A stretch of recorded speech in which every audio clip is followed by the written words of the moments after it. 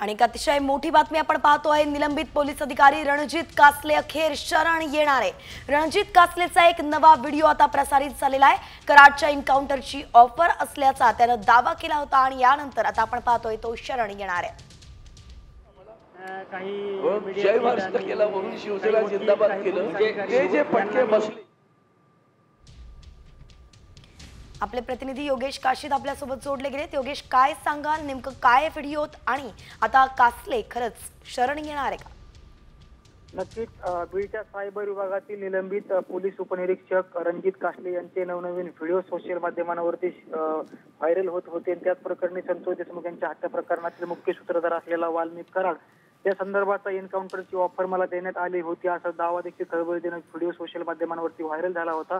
आणि इंस्टाग्रामवरती एक वादग्रस्त व्हिडिओ व्हायरल झाल्या प्रकरणी किंवा पोस्ट केल्या प्रकरणी बीडच्या शिवाजीनगर पोलीस ठाण्यामध्ये निलंबित PSI रणजित कासले विरोधात गुन्हा दाखल झाला होता।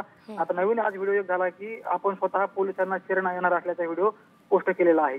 अच्छा, धन्यवाद योगेश, अगदी सविस्तर अपडेट आपण या संदर्भात दिली आहे। एकंदरीतच आपण पाहतो आता कासले स्वतः शरण येणार आहे, मात्र तो कधी येतो हे पाहावं लागेल।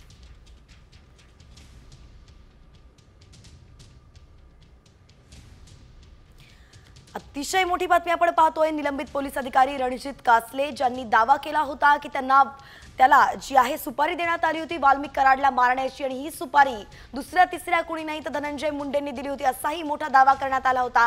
याच रणजित कासले संदर्भात मोठी अपडेट आहे की अखेर तो आता शरण येणार आहे, मात्र नेमकं केव्हा येईल या संदर्भातली अपडेट नाही।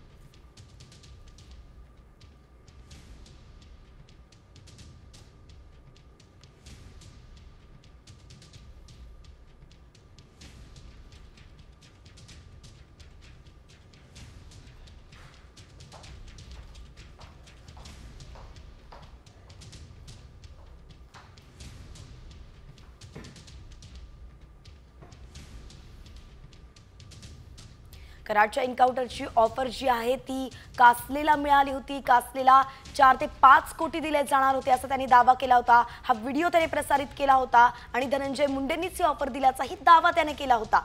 त्यानंतर आता आपण पाहतोय रणजित कासले अखेर पोलिसांना शरण येणार आहे।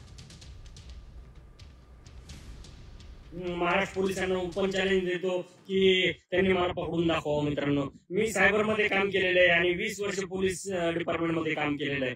तर किती टीम पाठवू द्या, 3 नाही 4 नाही 10 टीम पाठवू द्या, मी भेटणार नाही। मी रोज 2 गाड्या चेंज करतो, इथून पुढे 2 कार्ड, 2 मोबाईल, 2 IMEI सगळे चेंज करणार, 2 स्टेट बदलणार इथून पुढे। तर मित्रांनो, मला पकडून दाखवायचा प्रयत्न या गव्हर्नमेंटने करायचा आणि मग बघायचं।